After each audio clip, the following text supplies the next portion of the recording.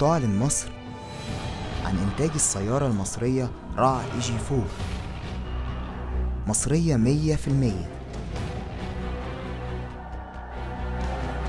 بجميع الكماليات،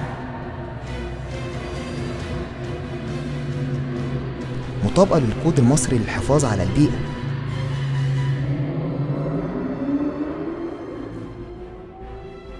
وقرر مجلس إدارة الدولة تخصيص 50% من الإنتاج للسوق المحلي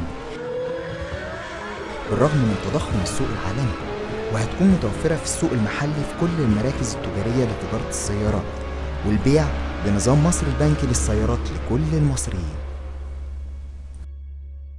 على فكرة ده مش حلم، دي حقيقة هنشوفها مش بس لما نصدقها، ده احنا لازم نشتغل عليها.